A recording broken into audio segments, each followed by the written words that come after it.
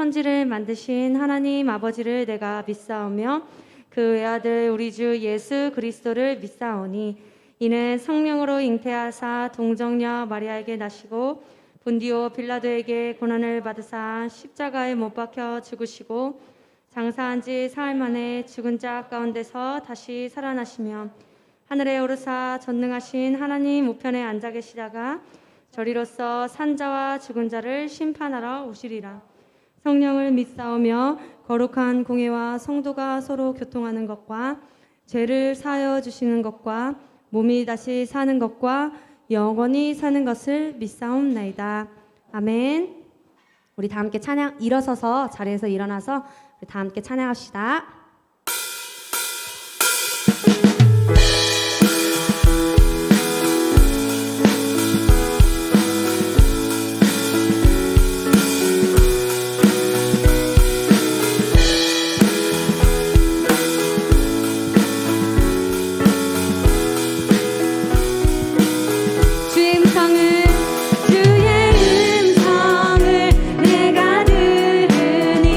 사랑하는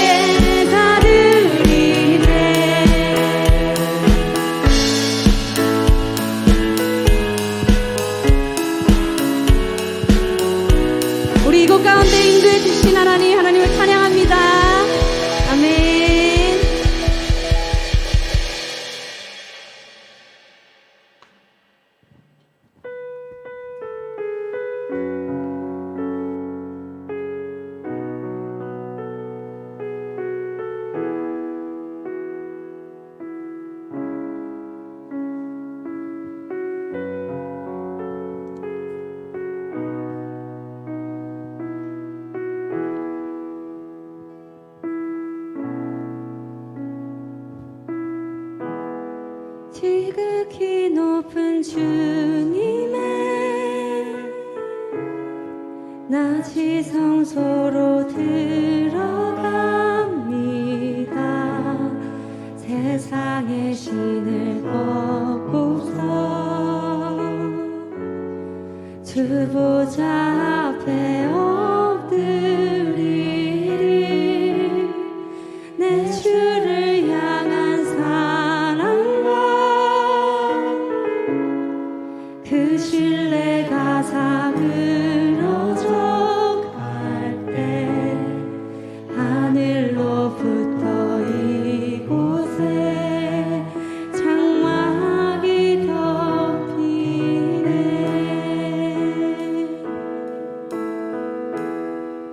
이곳을 덮으소서. 이곳을 비추소서. 내 안에 무너졌던 모든 소망 다 회복하리니. 이곳을 지나소서. 이곳을 만지소서.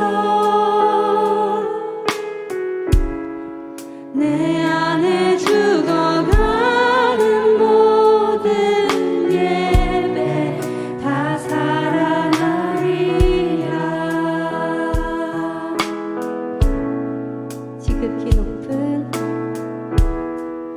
지극히 높은 주님의 낮이 성소로 들어갑니다. 세상의 신을 벗고서 주 보좌 앞에 엎드리니. 내 주를 향한 사랑과 그 신뢰가 사그러져 갈 때 하늘로부터 이곳에 장막이 덮이네.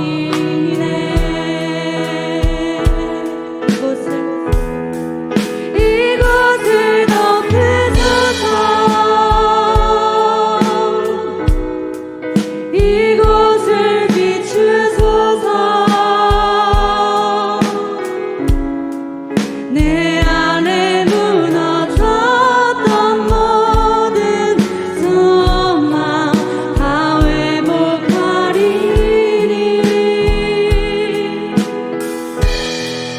이곳을 지나소서. 이곳을 만지소서. 내 안에 죽어가는 모든 예배 다 살아나리라.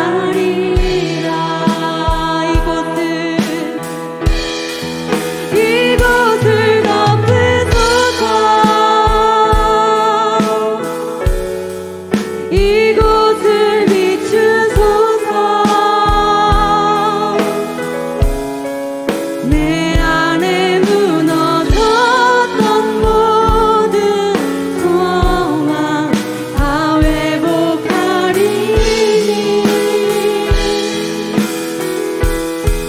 이곳을 지나소서. 이곳을 만지소서. 내 안에 죽어가는 모든 예배 다 살아나리라.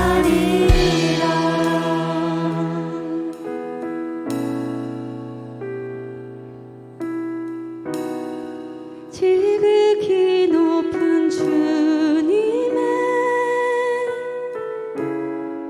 낮이 성소로 들어갑니다. 세상의 신을 벗고서 주 보좌 앞에 엎드리리 내 주를 향한 사랑과 그 신뢰가 사그러져 갈 때 하늘로부터 이곳에 장막이 덮이네.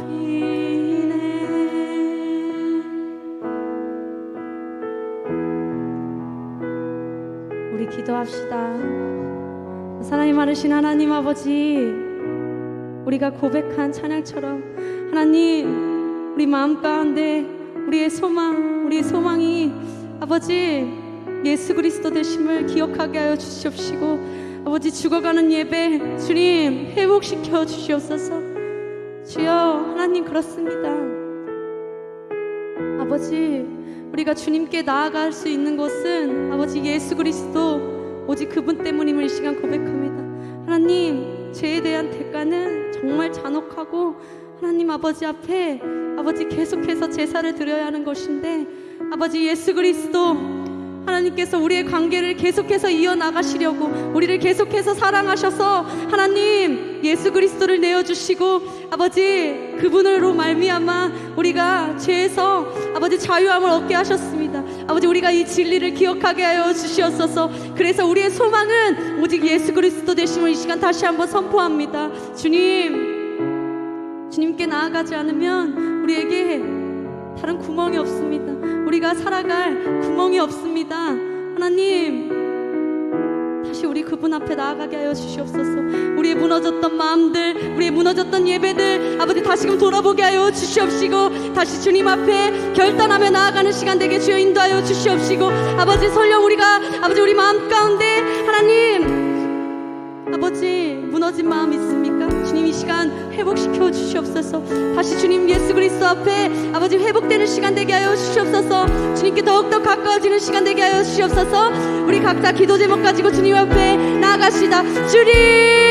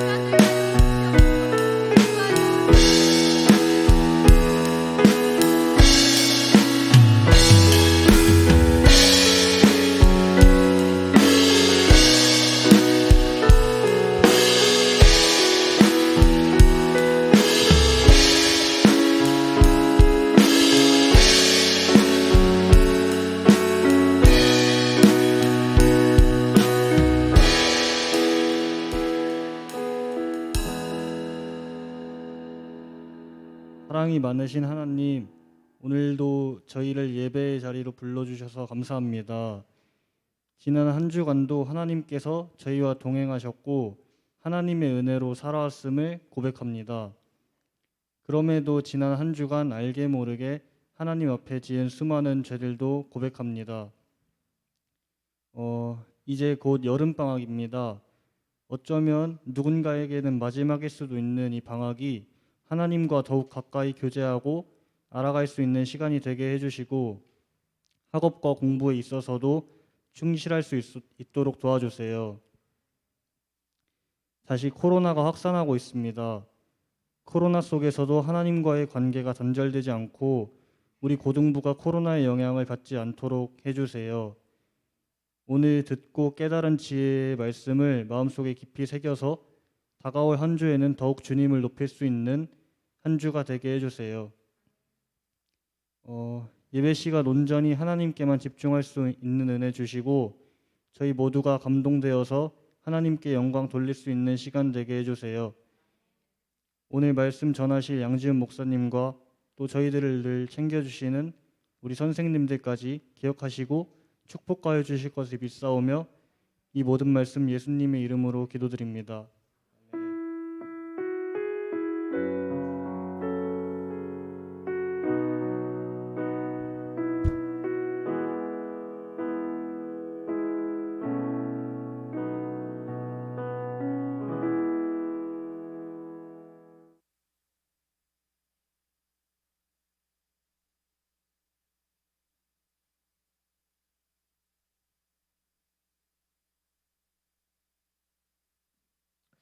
자, 우리 함께 하나님의 말씀 찾겠습니다. 하나님의 말씀은 히브리서 10장입니다.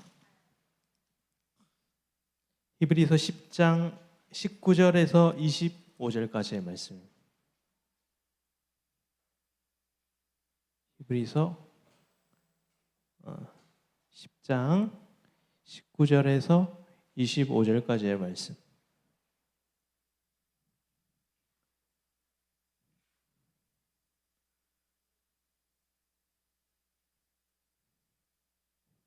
(19절) 10장 19절에서 25절까지의 말씀이에요. 저와 여러분이 한 절씩 교독할게요.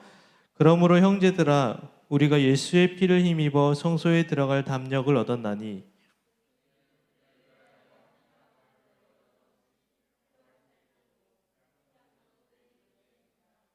또 하나님의 집 다스리는 큰 제사장이 계심에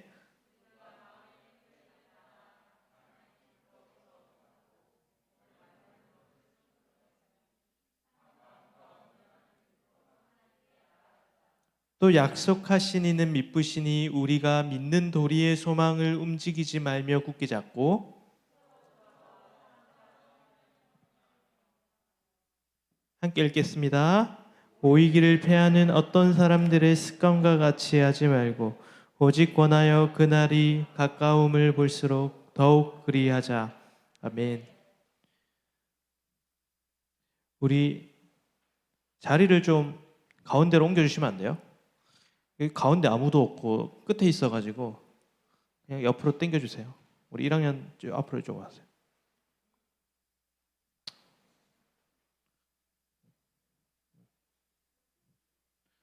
뭐야? 1학년들 뭐야 지금 나한테 반항하는 거야? 뭐야? 와주세요. 네. 다는 안 와도 와주세요. 시선이 너무 분산돼.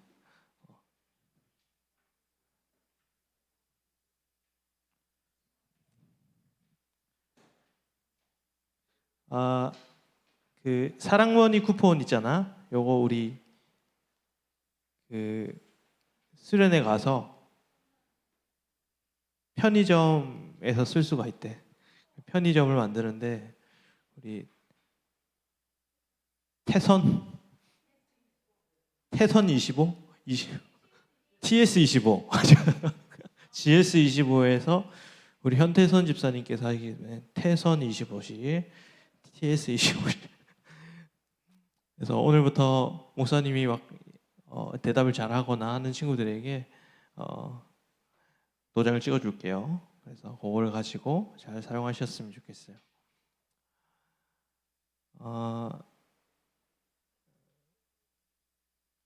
병영이가 교회 온 지 얼마나 됐지?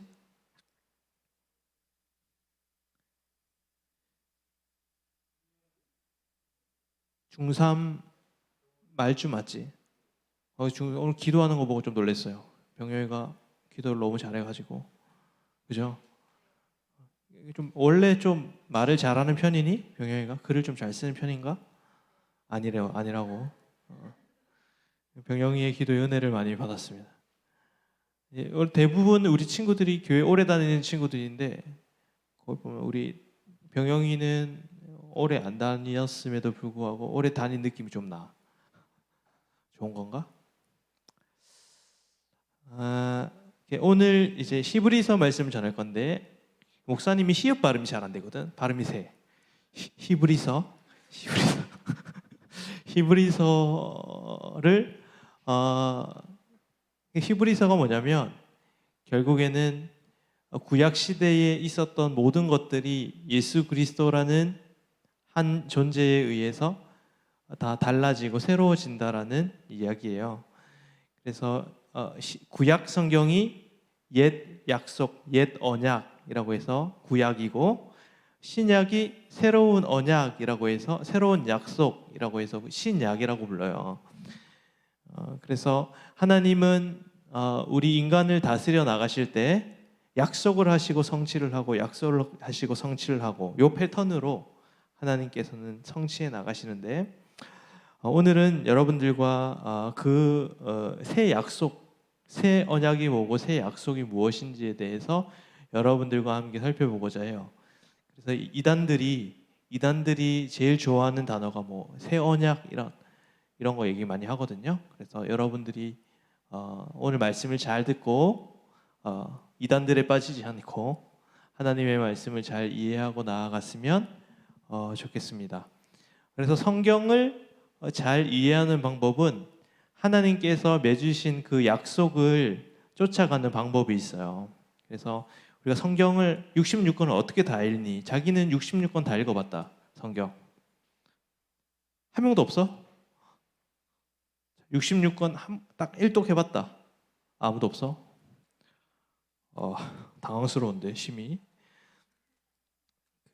선생님들은 계세요? 선생님들 1독, 2독 정태성 선생 몇 독까지 해보셨어요? 2독?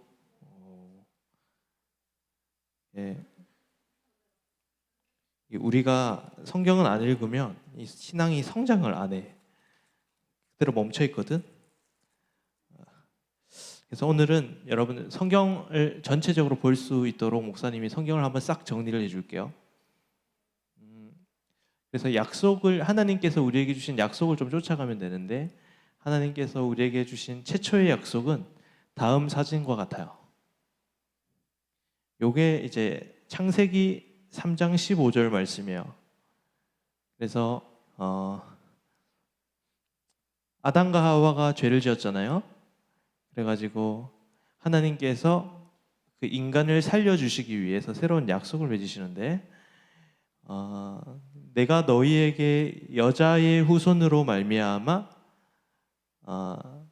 이 뱀을 밟아 이길 수 있도록 해주겠다. 즉 메시아를 보내주시겠다라고 얘기해요. 메시아가 뭔지는 알지? 메시아가 뭐냐면 이스라엘을 구원해 주실 분이야. 메시아. 그래서 지금 유대인들은 아직도 이 메시아를 기다리고 있어. 근데 우리에게 이 메시아는 누굴까요? 예수님이야, 예수님. 그래서 첫 약속을 이렇게 허락하여 주셨거든요. 그래서 이 약속은 성취가 됐나요, 안 됐나요? 성취가 되었죠, 지금. 첫 약속이 이걸로부터 시작해요. 두 번째 약속 누굴까요? 아브라함이에요. 아브라함에게 또 두 번째 약속을 주시는데,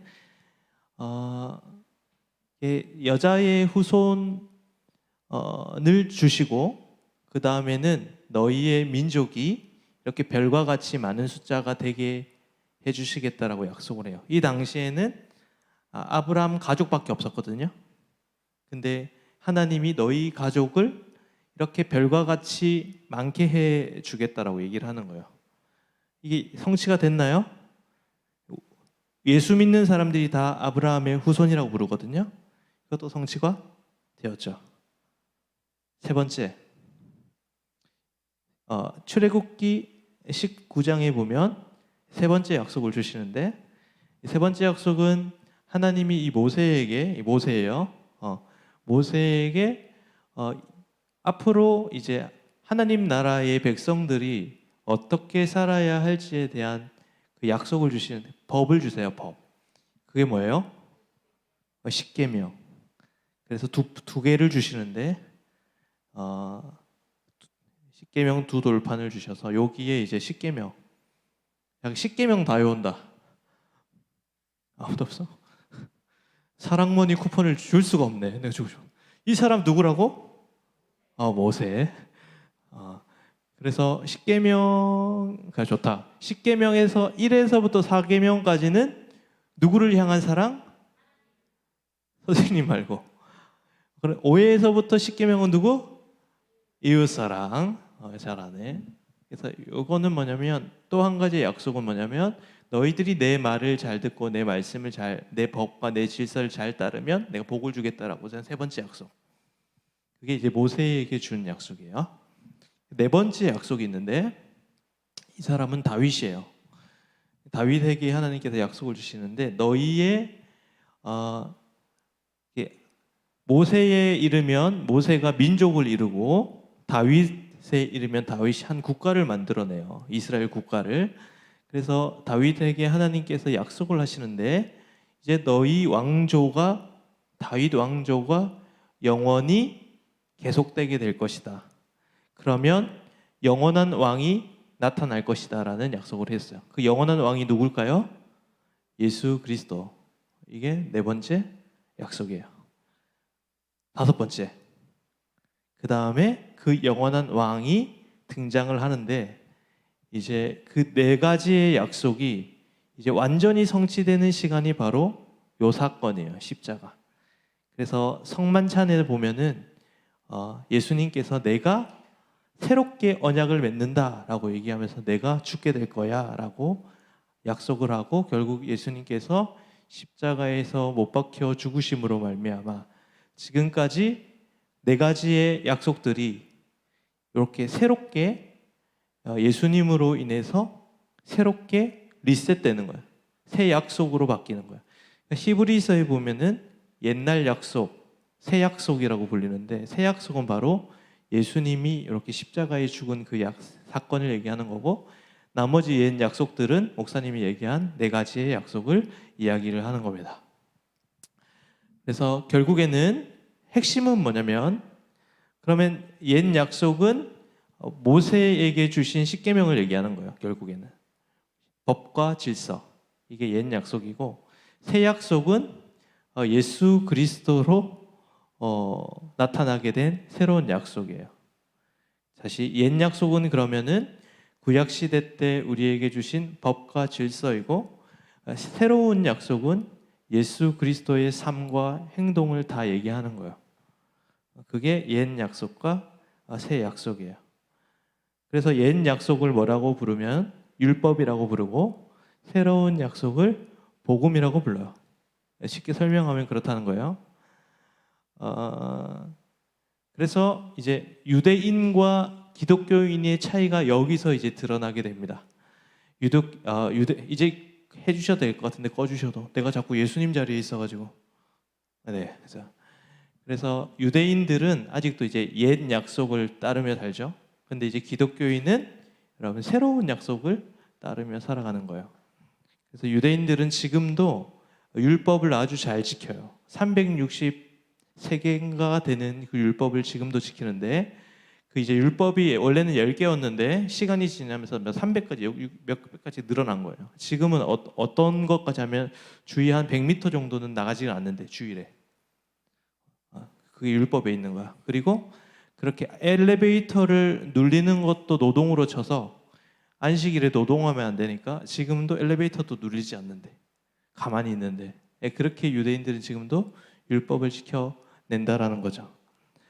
근데 이제 우리 기독교인과 유대교가 다른 이유는 뭐냐면 우리는 이제 더 이상 그 율법 안에서 살아가는 것이 아니라 아까 봤던 예수 그리스도라는 새로운 언약 가운데 살아가기 때문에 이 삶의 패턴이 완전히 다른 거예요. 그래서 이런 거예요. 이게 그 모세가 법과 질서를 지켜야 된다라고 얘기를 했잖아요. 근데 이제 우리는 법과 질서를 지키는 건 맞는데 우리에게 더 중요한 거는 뭐냐면 법과 질서보다 예수 그리스도라는 거예요.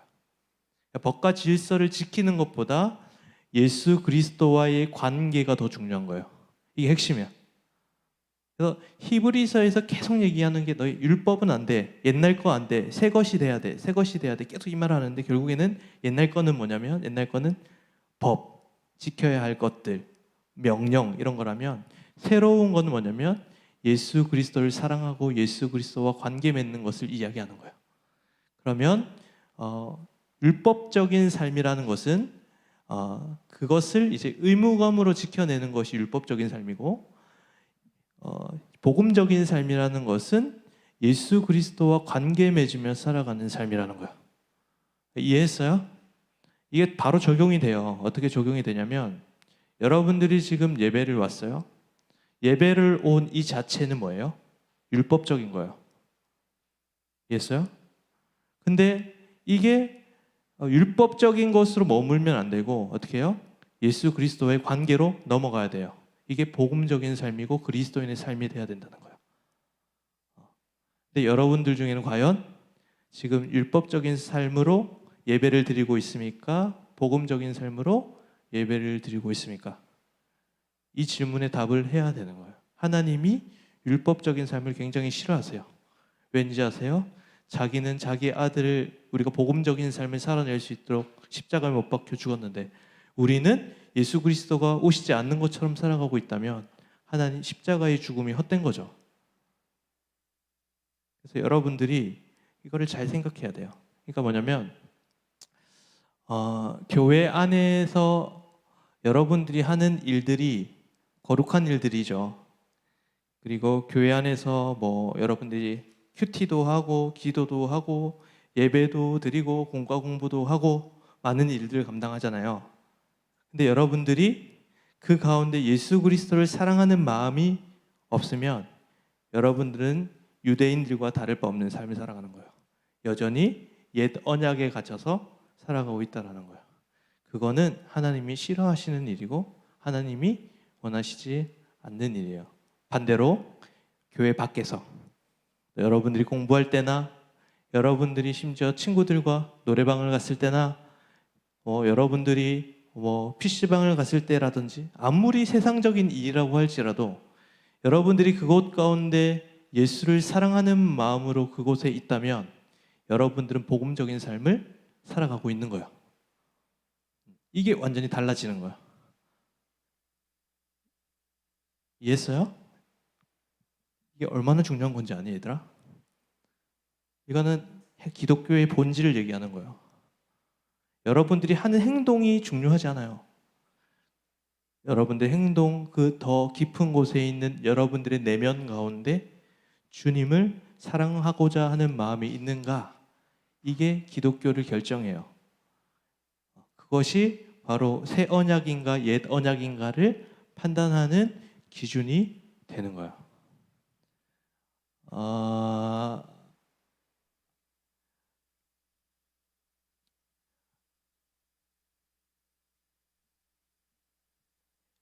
그 허준이라는 교수가 있어요. 사진 보면은 이거 알아? 이 사람 아니? 얘들아? 예수 허준이 선생님이 계신데 요 선생님이 그 최고 수학상을 탔어요. 최고 수학상을 탔는데 질문이 뭔지 알아? 질문이 너무 근데 내가 보기에는 수준이 좀 떨어지는데 어떻게 하면 우리 아이가 수포자가 되지 않을까요? 질문이 이거였어. 우리 자녀가 어떻게 하면 수학을 잘할 수 있을까요? 대답이 뭔 줄 알아? 수학을 좋아하면 돼요. 이렇게 단순하지. 그러니까 우리는 이제 수학을 좋아할 수가 없지, 그지? 근데 수학을 좋아하는 사람이 결국 수학을 잘하게 되는 거야. 이게 포인트거든요. 근데 자꾸만 질문은 뭐냐면 자꾸 방법을 찾는 거야. 어떤 방법을 해야 되느냐. 근데 이제 허준이 교수님은 수학을 사랑하면 돼요.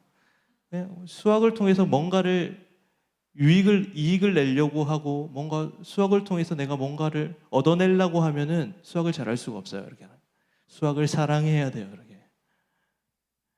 그러니까 목사님이 신앙생활도 똑같다고 생각해요. 신앙생활은 뭐냐면 신앙생활을 잘할 수 있는 방법은 뭐냐면 예수 그리스도 자체가 좋아야 돼요.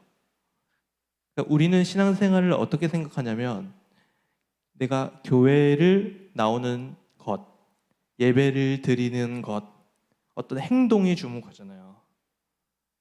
근데 신앙생활이라는 것은 예수 그리스도를 사랑하는, 그러니까 예배 드리는 것 자체가 좋아야 돼요. 그래야 우리가 신앙생활을 잘 하고 있는 거예요, 여러분. 근데 이제 율법적인 신앙생활을 하는 사람들의 특징이 있는데 그게 뭐냐면 율법적인 신앙생활을 하는 친구들은 내가 신앙생활을 하는 것을 통해서 무엇인가를 얻어내려고 하고 사람들의 인정을 받아내려고 해요. 그러니까 내가 묵상을 하는 것을 통해서 사람들에게 인정받고자 하는 마음들이 든다면 그것은 율법적인 신앙생활이라는 거예요.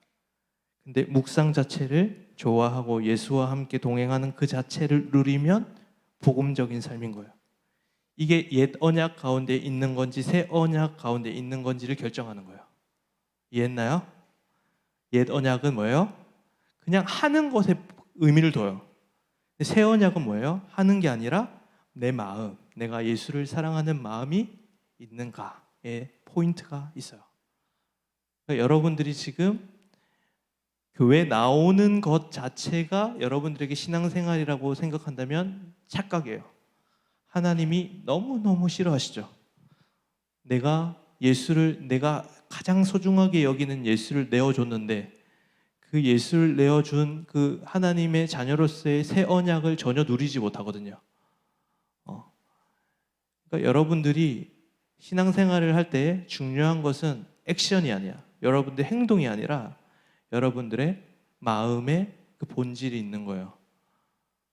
아무리 세상적이고 아무리 여러분들이 생각할 때 이거는 교회랑 상관없는 일인데 라고 할 때라도 여러분들이 그 가운데 예수를 사랑하는 마음이 있다면 여러분들은 복음을 누리는 삶을 살아가고 있는 거예요. 지금 여기서 아무리 예배를 드려도 빠지지 않고 드리고 하는 행동을 해도 여러분들 가운데 예수를 사랑하거나 그런 마음 없이 그냥 나 자신을 위해서 여기 앉아 있는 것이라면 여러분들은 율법적인 삶을 살아간다라는 거예요.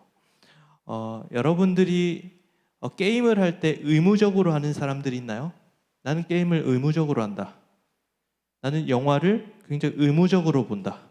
나는 맛집을 내가 의무적으로 찾아간다. 그런 친구 있나요? 아니죠. 즐기죠. 신앙은 즐기는 거예요. 근데 우리 한국은 신앙생활이 굉장히 매우 의무적이죠. 여기서부터 비극이 시작되는 거예요. 예수를 사랑하지 않는데 교회 다니는 게 얼마나 괴로운 일인데, 그렇지 않나요? 내가 너무너무 싫어하는 사람과 아무리 맛집을 가도 거기에는 기쁨이 없죠. 똑같은 거야. 이 공간 가운데 예수를 사랑하는 마음 없이 앉아있는 게 얼마나 괴로워 얘들아. 히브리서는 그거를 얘기하는 거예요. 옛 언약 안에 있지 말고 새 언약 아래 있으라. 율법 가운데 있지 말고 복음 가운데 머물라. 이 얘기는 내가 무엇을 하든 어떤 행동을 하든 예수 그리스도를 깊이 사랑하는 마음이 있다면 너희는 그것으로 되었다. 이렇게 얘기하는 거예요. 왜냐하면 이제 더 이상 성전도 없고 성소도 없고 제사장도 없고 제물도 없어요. 형식이 다 사라졌다라는 거예요. 형식 대신에 뭐가 필요하다? 내 마음이 중요하다라는 거예요. 여러분 마음을 쏟으세요. 그게 기독교의 본질이에요. 여러분들의 행동에 주목하지 말고 마음에 주목하라. 마음을 쏟아 예수를 사랑하라. 그것이 복음적인 삶이다 라고 우리에게 던져주는 첫 번째 메시지예요. 그리고 두 번째는 뭐냐면 율법적인 삶을 살아가는 사람은 정죄를 잘해요. 정죄를 잘한다고요. 왜 그런지 아세요? 내가 좀 더 나은 사람이 돼 보이고자 하는 이기적인 욕망이 있기 때문이에요. 그거 알죠? 여러분 그 학교 청소할 때 2명이에요. 화장실 청소를 2명이 하는데 한 친구가 안 온다면 여러분들은 그 친구를 어떤 마음으로 볼까요? 그 친구에 대해서 당연히 열받죠. 짜증나죠. 그죠? 근데 여러분들이 좋아하는 것을 하고 있는데 친구가 오지 않아도 그 친구를 보고 욕하진 않거든요. 왜냐하면 내가 하는 일이 너무 좋으니까요. 그러니까 판단하고 정죄하는 것은 내가 하는 일이 즐겁지 않아서 하는 거예요. 하기 싫은 거 억지로 할 때 판단한다고요. 신앙생활도 마찬가지예요. 신앙생활도 내가 하기 싫은 거 억지로 하는 사람들은 남이 보이거든요. 저 인간은 왜 기도회 안 오지? 저 인간은 왜 예배 안 오지? 저 인간은 왜 큐티 안 하지? 이것은 뭘 얘기를 하는 거냐면 그 큐티 자체가 재미가 없다는 거예요. 의무감으로 하는 거예요. 그러니까 화가 나는 거예요. 이거 굉장히 중요한 문제예요, 여러분. 신앙생활 할 때 보면은 판단하고 정죄하는 사람들은 다 그래요. 근데 신앙생활 할 때 행복하고 즐겁고 예수를 사랑하는 사람 남이 안 보이거든요. 남 신경 쓸 틈이 없어. 내가 너무 즐겁고 행복한 일인데 남들이 안 한다고 해도 그게 뭐가 중요해요. 그래서 여러분들 율법적인 삶을 살아가는 친구들에게는 그 일을 통해서 인정받고자 하는 마음도 있고 그 일을 통해서 남을 정죄하는 마음이 생겨요. 여러분들이 그 두 가지의 마음을 조심해야 되고 여러분들이 신앙생활을 할 때 정말로 복음으로 살아가는 복음의 삶을 선택하는 예수를 깊이 사랑하고 누리는 신앙생활이 올바른 신앙생활이다. 그래서 여러분들이 그렇게 살아갔으면 좋겠습니다. 그래서 옛 법과 질서를 지키는 것이 중요한 게 아니에요. 이제 더 이상 그것은 옛 언약이거든요. 옛날 약속이거든요. 지금 뭐가 중요하다? 예수 그리스도를 살아계신 예수 그리스도, 그 예수 그리스도를 깊이 사랑하는 그것이 핵심 포인트예요. 이거를 놓치면 다 끝나. 주저앉아 버려. 교회 다닐 이유가 없어요. 여러분들이 그걸 붙드는 친구들이 되었으면 좋겠습니다. 21장 21절과 22절에 보면 그 히브리서에서 정말 중요하게 생각하는 게 뭐냐면 결국에는 그 한 제사장이 있다. 하나님의 집을 다스리는 큰 제사장이 거기 있다라는 것. 그리고 두 번째로는 밑에 보면은 우리가 마음의 뿌림을 받아, 그러니까 예수님의 피로 말미암아 내 마음이 달라지게 되었다라는 걸 얘기를 하는 거거든요. 성경에 있어서 우리 기독교 전체에 있어서 핵심은 뭐냐면 절대적인 기준이 존재하는데 그 기준이 바로 제사장 예수 그리스도라는 거예요. 유일한 기준, 절대 기준이 있다. 근데 우리가 살아가는 시대를 무슨 시대라고 하는지 혹시 아세요? 포스트 모더니즘이라고 들어봤어요? 이 시대는 뭐가 없다? 제사장이 없는 시대예요. 즉 절대 기준이 없는 시대예요. 그림을 하나 보여줄게요. 이거 넘어가 버렸네. 죄송. 예. 요게 포스트 모더니즘을 잘 설명해 주는 그림이에요. 자, 입구가 어디예요? 끝이 어디예요? 어디가 기준이에요? 아무것도 없죠. 뭐냐면 포스트 모더니즘은 가는 게 길이에요. 가는 게 진리고 진리는 내가 가는 그곳이 진리다. 그것이 해답이다 라는 거예요. 원래는 예전 시대는 그게 아니었어요. 예전에는 우리 정태성 집사님이나 우리 김동숙 집사님이 살아가시던 시대는 근대 시대예요. 근데 모던 시대예요. 모던 시대. 목사님도 우리 선생님들도 다시 우리 대한민국은 근대가 짧아요. 알죠? 근대 시대가 짧다고요. 조선에서 바로 이제 근대로 들어오고 근대에서 이 시간이 너무 짧기 때문에 근대와 모더니즘과 포스트 모더니즘이 같이 가거든요. 근대 시대에는 뭐가 있냐면 근대 시대에는 질서가 있고 권위가 있고 거기에는 원칙이 있고 도덕이 있어요. 근데 이제 중요한 거는 그래도 이때는 과학이 굉장히 중요한 시대였어요. 그래서 이성이 굉장히 중요한 시대. 그러니까 근대 시대에는 진리가 있는데 진리가 뭐냐면 이성이에요. 이성. 이게 뭐냐면 과학이라고 과학. 원인과 결과가 있는 것이 그때 그 당시에 진리였거든요. 근데 이제 이런 것들이 문제가 되기 시작하는데 어떻게 문제가 되냐면 그 전쟁 사진 한번 보여주실래요? 요게 이제 전쟁, 세계 2차 세계대전이에요. 그러니까 이성을 정말 중요하게 생각하고 인간이 참 낙관적이다라고 생각을 했을 때 어떤 일들이 일어났냐면 전쟁이 일어나기 시작하고 히틀러가 600만 명을 유대인들을 죽이고 이런 일들이 일어난 거예요. 아니 좋은 이성, 인간의 이성을 가진 사람들이 어떻게 저런 일을 할 수 있는가? 독일이 이성에 대한 철학들이 굉장히 발전한 나라였음에도 불구하고 600만 명을 살해한 사건이 일어나게 되면서 어떤 일들이 일어나게 이제 더 이상 이성이 진리가 아니다. 그래서 등장을 한 게 이제 포스트 모더니즘인 거예요. 포스트 모더니즘은 이제 중요한 게 뭐냐면 인간 바깥에 있는 이성이 진리가 아니라 진리는 뭐다? 내 마음으로부터 시작된다 이거야. 그래서 바깥에 있던 진리가 안으로 들어오게 되면서 그게 뭐냐면 결국에는 내가 하고자 하는 것이 진리가 될 수 있다 이거야. 그러니까 내가 욕망하는 것이 다 진리다. 내가 남자인데 내 마음 가운데 남자를 사랑하는 것도 기준이 될 수 있다. 진리가 될 수 있다. 동성애죠. 모든 종교도 내가 믿는 종교는 다 진리가 될 수 있다. 종교다원주의죠. 이러한 사상들이 여러분들 속으로 쏙쏙쏙 들어오게 돼요. 여러분들은 포스트 모더니즘 한 친구들이에요. 그래서 마음 가운데 뭐가 있냐면 누가 뭐래도 나는 내 마음대로 살아가고 싶다 이거야. 그게 진리다 라는 마음이 있는 거예요. 당신이 뭔데 내 인생에 참견해.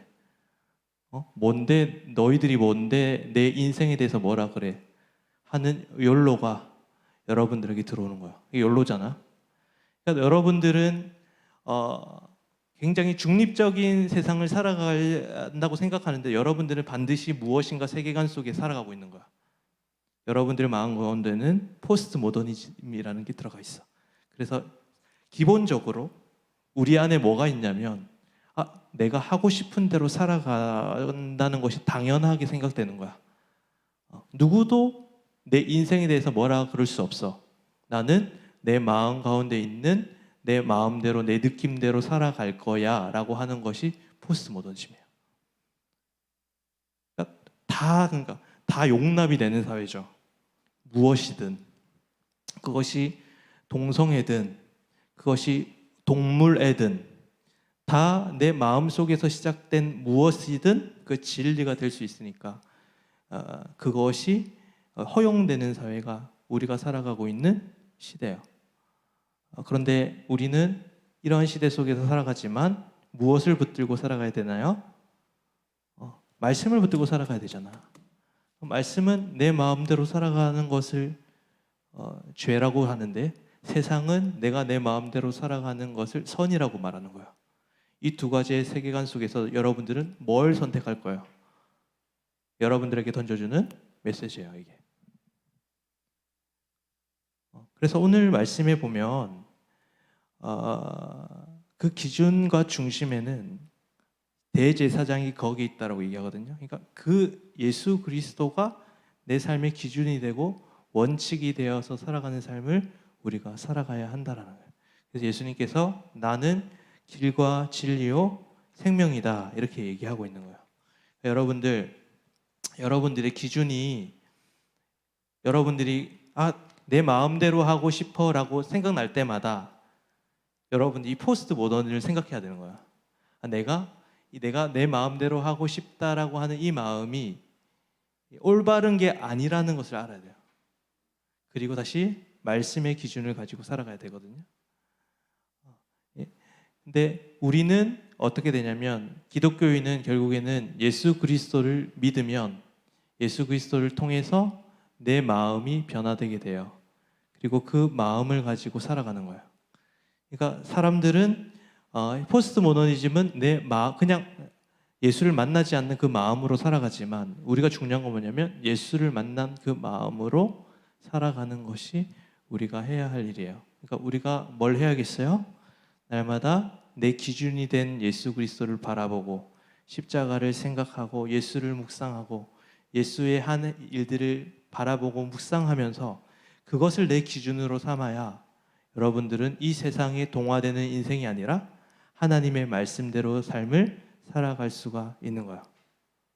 여러분들 그렇게 살아갈 수 있나요? 아니면 지 마음대로 살아갈 건가요? 결단해야 돼. 둘 세계관 속에서.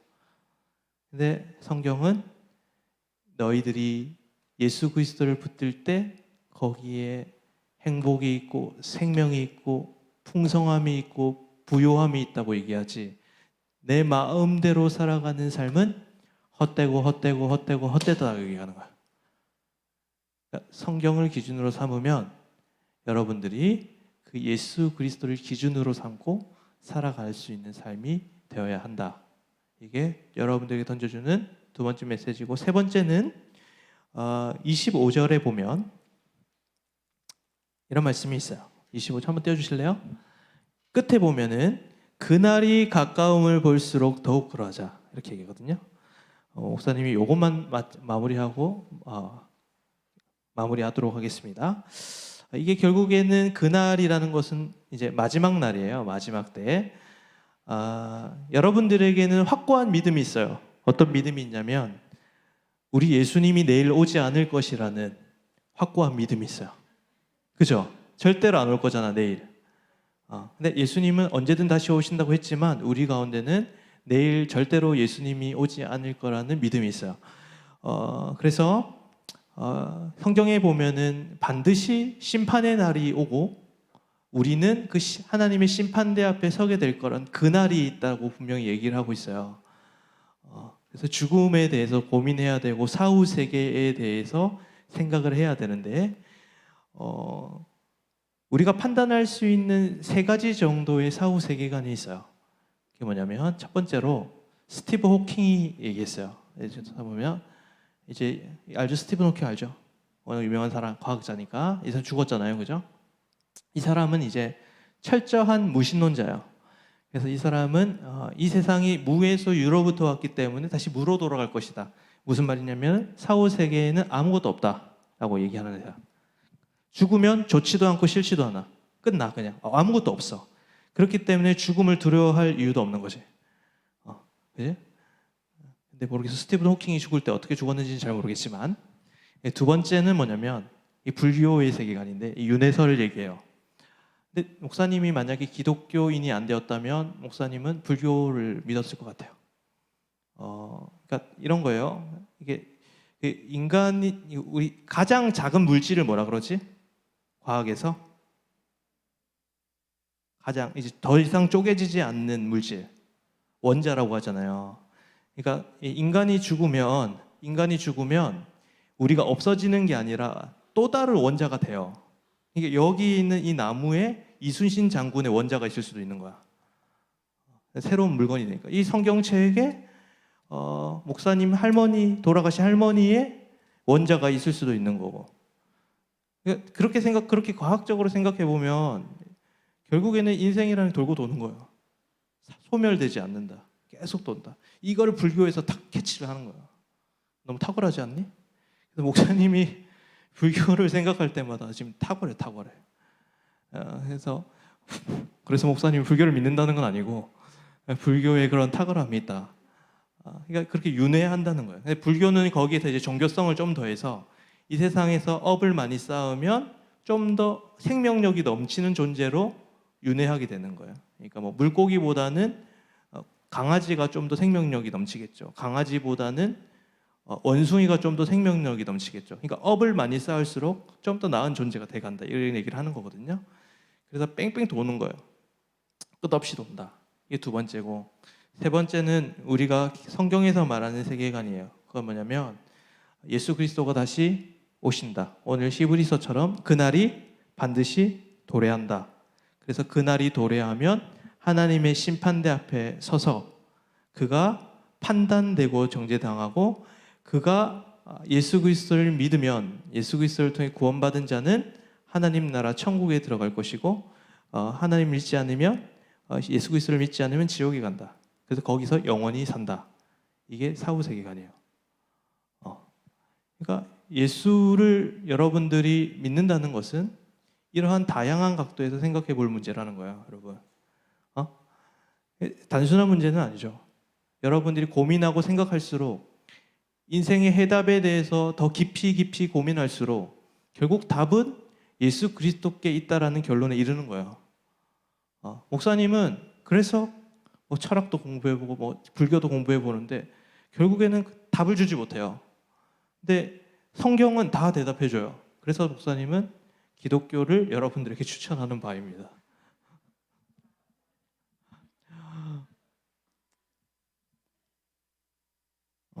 그래서 여러분들은 반드시 죽을 건데 여러분 죽지 않겠어요, 여러분?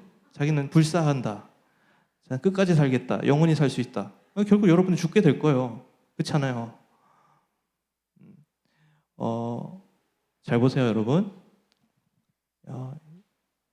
지구 밖에는 다 죽어 있어요.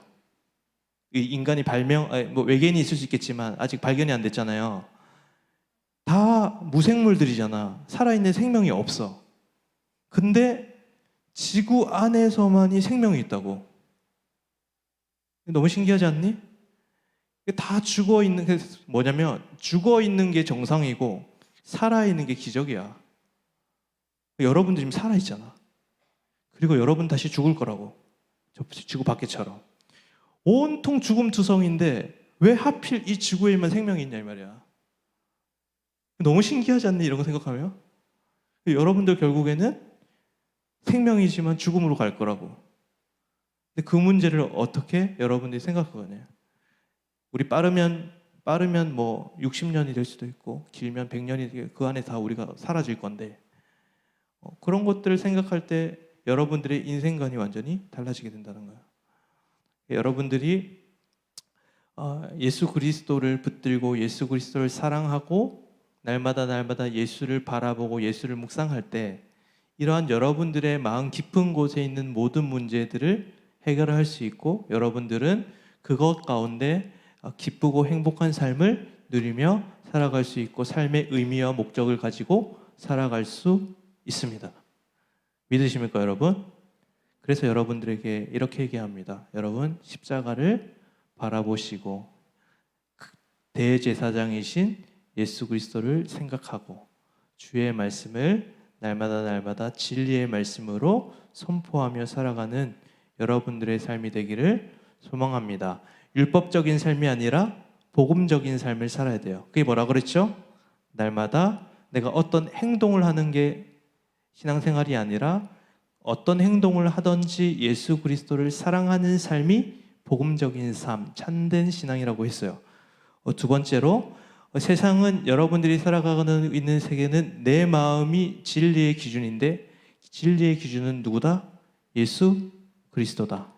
그리고 이 세상 많은 사람들은 세상의 끝에 대해서 여러 가지로 설명하지만 세상의 끝의 정답은 바로 예수 그리스도로 말미암는 그 영원한 삶에 있다. 여러분들이 이 세 가지를 붙들고 날마다 십자가를 묵상하며 살아가는 여러분들의 삶이 되기를 소망합니다. 함께 찬양하겠습니다.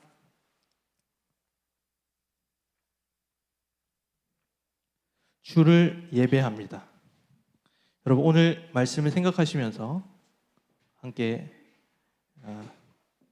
찬양했으면 좋겠습니다. 오늘은 찬양을 잘 해야 될 텐데 지난번 주보다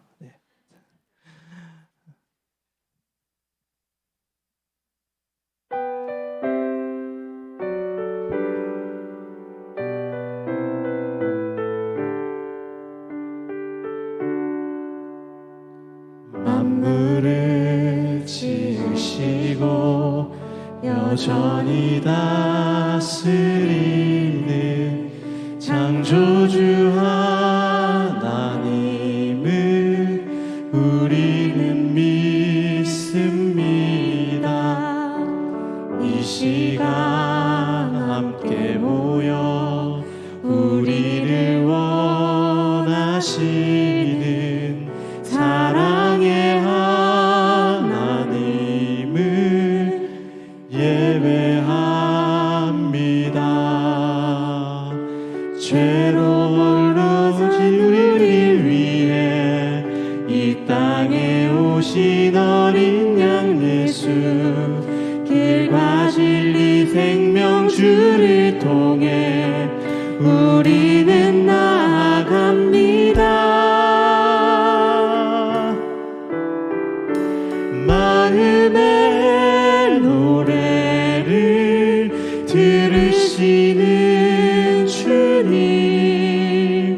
두려움에서 지금 일어나 사랑으로 오라 하시네. 우리의 약함을 잘 아시는 주님, 늘 우리와 동행하시며 참 기쁨과 소망 주시는 주를 예배합니다. 우리 시간 살아계신 하나님 앞에 찬양할 때 자리에서 일어날까요? 자리에서 일어나서 고백했으면 좋겠어요. 여러분, 예수님을 사랑하는 마음으로 한 번의 찬양을 하더라도 여러분들의 마음을 다해 주님을 사랑하는 마음을 담아야 해요. 그게 신앙의 본질이고 기독교의 본질입니다. 제가 복음적 찬양을 했으면 좋겠어요. 함께 찬양하며 나아갑니다. 만물을 지으시고 여전히 다스리는 창조주 하나님을 우리는 믿습니다. 이 시간 함께 모여 우리를 원하시는 사랑의 하나님을 예배합니다. 죄로 멀어진 우리 위해 이 땅에 오신 어린 양, 길과 진리 생명주를 통해 예수님을 바라봅니다. 우리는 나아갑니다. 여러분, 마음을 다해 찬양하겠습니다. 마음의 노래를 들으시는 주님, 두려움에서 지금 일어나 사랑으로 오라 하시네. 우리의 약함을 잘 아시는 주님, 늘 우리와 동행하시며 참 기쁨과 소망 마음의 노래를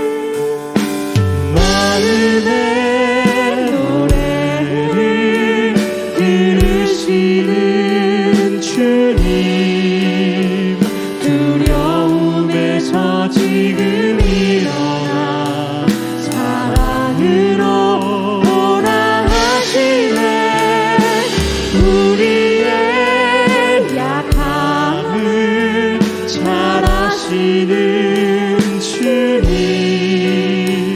늘 우리와 동행하시며. 다시 한 번 더 마음을 다해 찬양하며 나가는 마음의 노래를 마음의 노래를 주님, 두려움에서 지금 일어나 사랑으로 오라 하시네. 우리의 약함을 잘 아시는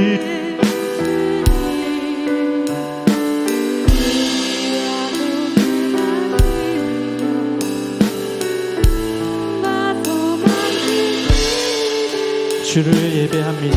주를 예배합니다.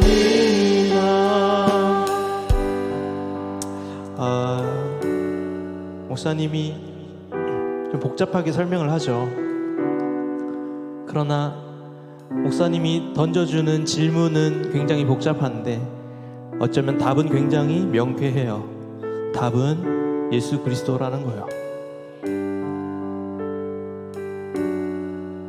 예수님 없는 신앙생활 아무리 해도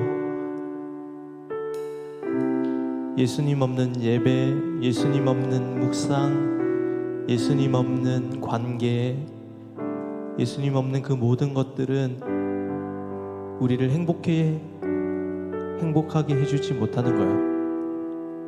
우리를 기쁘게 할 수도 없고 우리를 만족시킬 수도 없고 우리를 더 힘들게 하고 짐처럼 느껴지고 하기 싫고 나를 어렵게 만드는 거예요. 여러분 오래도록 교회를 다녔죠? 15년, 16년, 17년, 18년 오래도록 교회를 다녔는데 단 한 번도 예수를 사랑해 본 적이 없다면 그것만큼 불행한 인생은 없고 그것만큼 시간 낭비는 없을 거예요. 여러분 하나님은 존재하시고 하나님은 살아계세요. 지금 이 자리에서 여러분들을 지켜보고 계시고 여러분들의 마음을 보고 계세요. 이 시간 기도할 때 하나님 내가 오래도록 신앙생활을 했는데 단 한 번도 예수를 사랑해 본 적이 없어요. 단 한 번도 신앙생활을 즐겁게 해본 적이 없어요. 단 한 번도 내가 올바른 신앙생활을 해본 적이 없어요. 하나님, 성령님, 지금 이곳 가운데 오셔서 우리의 마음을 바꿔주세요. 내가 예수님을 사랑할 수 있도록, 예수가 내 인생의 기준이 될 수 있도록, 예수의 마음을 품을 수 있도록 성령님, 우리를 바꿔주시옵소서. 우리를 변화시켜 주옵소서. 그래서 하나님이 주시는 참된 기쁨, 세상이 줄 수 없는 참된 위로, 이 세상에서 누릴 수 없는 참된 기쁨을 이 시간 기도함을 통해서 누리게 하여 주옵소서. 성령님, 우리 친구들의 마음 가운데 찾아가 주셔서 우리들이 예수를 바라볼 수 있도록, 예수를 사랑할 수 있도록 도와주세요. 예수님을 사랑할 수 있도록 성령께서 도와주세요. 이 시간 가운데 함께 성령님을 도우심을 구하며 여러분들 진실하게 마음을 다하여 하나님 앞에 기도하며 나아가시겠습니다. 기도합니다. 하나님 아버지 감사합니다. 우리 친구들의 마음으로 하나님 마음이 담긴 기도를 하나님 앞에 드릴 수 있도록 도와주소서. 하나님 아버지, 우리의 마음이 하나님을 사랑하고 예수를 사랑하는 마음 없이 신앙생활을 감당했다면 우리 친구들 마음 가운데 살아계신 성령님 찾아가 주셔서 우리 친구들의 마음을 변화시켜 주옵소서. 하나님 아버지, 우리가 그동안 율법적인 신앙생활을 하였습니다. 예수 그리스도 없는 신앙생활을 하였습니다. 이제 다시 우리가 마음을 변화시켜 다시 한 번 더 살아계신 하나님 앞에 우리의 고백을 드립니다. 예수님, 나의 예수님, 나를 위해 피 흘려 돌아가신 예수님, 나의 기준이신 예수님, 진리이시고 선하신 예수님 앞에 우리의 모든 것들을 다 내어놓고 예수 그리스도께 달려가 참된 안식과 평안을 누릴 수 있는 이 시간이 되게 하여 주옵소서.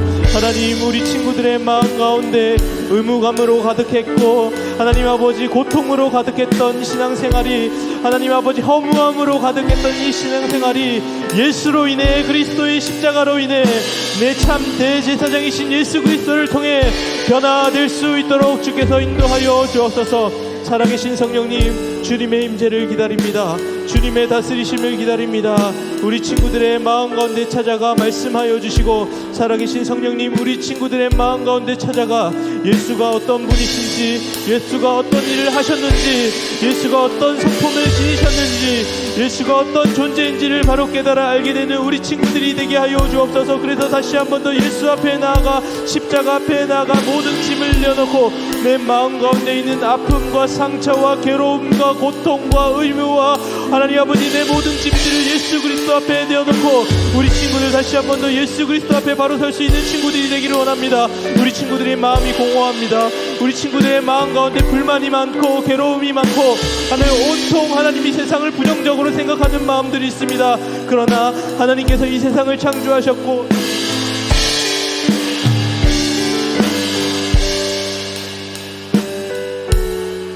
그래서 하나님 다시 한 번 더 우리 친구들이 이 공허한 세상에서 자기가 진리라고 말하는 세상에서 어떤 것도 답이 되지 않는 이 세상에서 참된 진리이고 하나님 아버지 참된 해결책이신 예수 그리스도로 말미암아 다시 한 번 더 일어나 예수와 동행하고 예수를 사랑하며 다시 한 번 더 십자가의 복음을 붙들고 다시 한 번 더 주님 앞에 나아가는 우리 친구들이 되게 하여 주옵소서. 그래서 하나님, 예수가 우리의 진정한 해결책이고 예수가 진정한 답이고 예수만이 나의 하나님 아버지 공허한 마음을 채울 수 있음을 선포하며 살아갈 수 있는 우리 친구들이 되게 하여 주옵소서. 학업 가운데 지쳐있는 친구들이 있습니다. 예수가 힘이 되게 하여 주옵소서. 친구들과의 관계 속에서 어려워하는 친구들이 있습니다. 예수가 답이 되게 하여 주옵소서. 진로에 대해 고민하는 친구들이 있습니다. 예수가 답이 되게 하여 주옵소서. 부모님과의 갈등이 있는 친구들이 있습니다. 하나님, 예수가 답이 되게 하여 주옵소서. 내 인생의 모든 문제들 가운데 답이 예수 그리스도라는 사실을 빨리 깨달아 모든 것들을 예수 그리스도 앞에 무릎을 꿇고 기도하며 나아가는 우리 친구들이 되게 하여 주옵소서. 그래서 다시 한 번 더 복음 앞에 다시 서고 예수 그리스도가 내 인생의 주인 되신다. 예수 그리스도가 내 삶의 왕이 되신다. 예수 그리스도가 내 삶의 기준이 되신다. 날마다 선포하며 살아갈 수 있는 우리 친구들이 되게 하여 주옵소서. 우리 친구들 마음 가운데 지금 기도하지 못하게 하고 하나님 아버지 예수 그리스도에 집중하지 못하게 하는 악한 영들이 있다면 이 시간 예수 그리스도의 십자가를 선포하며 다시 한 번 예수 이름을 선포하며 기도하며 나아가는 우리 친구들이 되게 하여 주옵소서. 더욱더 성령님, 우리 친구들 마음 가운데 영혼 가운데 하나님 아버지 죽어있는 영혼들이 다시 한 번 더 살아날 수 있도록 주께서 붙들어주시고 그리스도의 십자가의 보혈이 예수 그리스도의 피가 이들을 자유할 수 있도록 주께서 인도하여 주옵소서.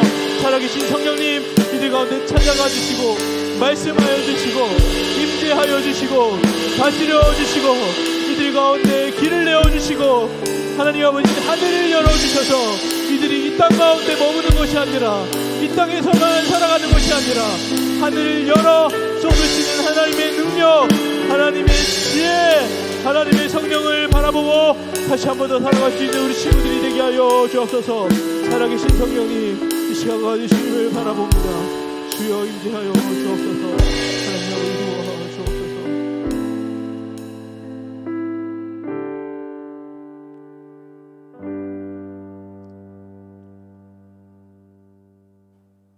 하나님 아버지, 우리의 인생이 참으로 복잡합니다. 무엇이 해결책인지 무엇이 답인지 어디로 갈지 어떻게 살아야 할지 나는 누구인지 수많은 혼란과 수많은 고통과 공허함 속에 무엇을 위해 공부하는지조차 모른 채 다람쥐가 쳇바퀴 돌리듯 하루하루 아무 의미 없는 살아가고 있는 아무 의미 없이 살아가고 있는 우리 친구들의 삶 가운데 날마다 예수와 동행하는 법을 배우고 예수와 함께하는 나의 모든 순간이 참된 의미고 참된 기쁨이고 참된 행복이 될 수 있도록 성령께서 날마다 우리 친구들의 삶을 주장하여 주옵소서.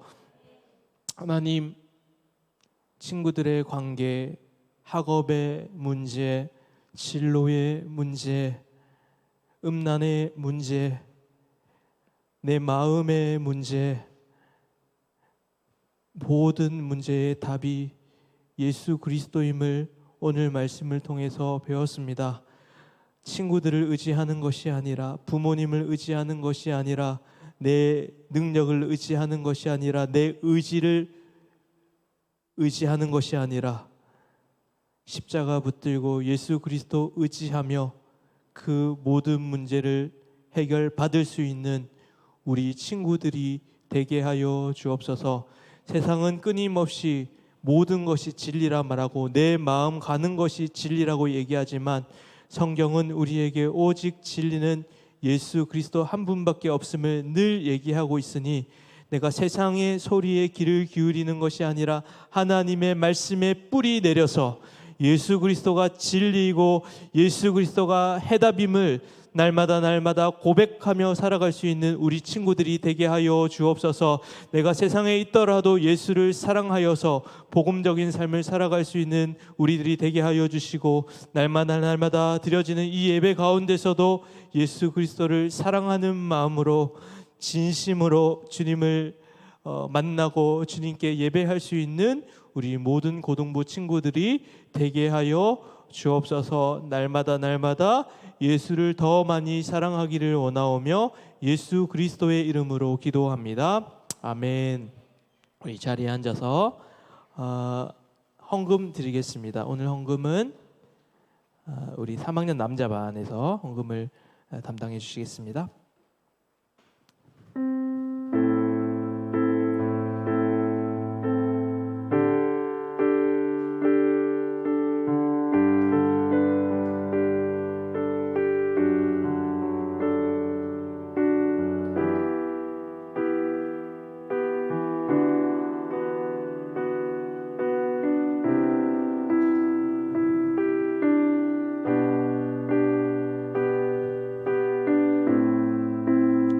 함께 찬양합니다. 마음의 노래를 들으시는 주님, 마음의 노래를 들으시는 주님, 두려움에서 지금 일어나 사랑으로 오라 하시네.